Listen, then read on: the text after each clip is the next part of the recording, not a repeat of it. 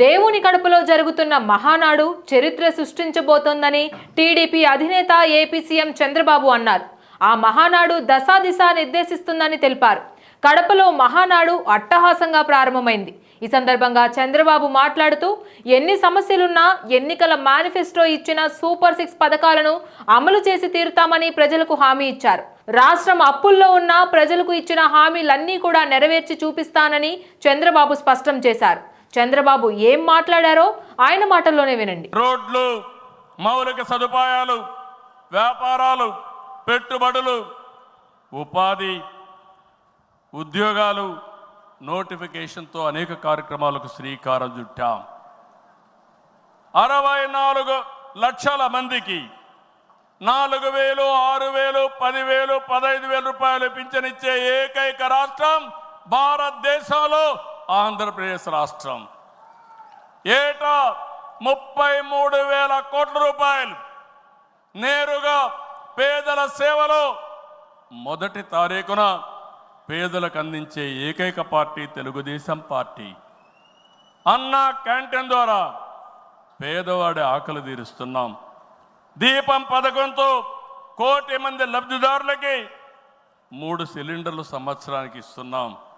ఉచిత ఇసుక, మత్స్యకారుల సేవలో ఆర్థిక సహాయం, అర్చకులు, ఇమాములు, మౌజములు, అదే మాదిరిగా పాస్టర్లకు గౌరవ వేతనాలు పెంచాం. ప్రజల్ని భూతమలా పీడిస్తున్నటువంటి ల్యాండ్ గ్రాబింగ్ యాక్ట్ని రద్దు చేశాం. డిఎస్సి నోటిఫికేషన్ ఇచ్చాం. మొదటి సంతకం పెట్టాం.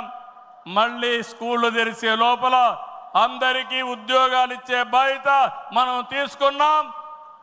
ఇది నెరవేరుస్తున్నామని చెప్పి కూడా నేను మీకు తెలియజేస్తున్నా.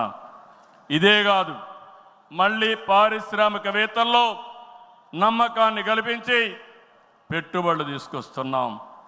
11 నెలల్లో 6 స్టేట్ ఇన్వెస్ట్మెంట్ ప్రమోషన్ బోర్డు మీటింగ్లు పెట్టి 76 ప్రాజెక్టులకి శ్రీకారం చుట్టాం. దీనివల్ల 4,95,000 కోట్ల రూపాయలు పెట్టుబడులు వస్తున్నాయి. 4,57,000 మందికి ఉద్యోగాలు వస్తున్నాయని చెప్పి కూడా నేను మీకు తెలియజేస్తున్నా.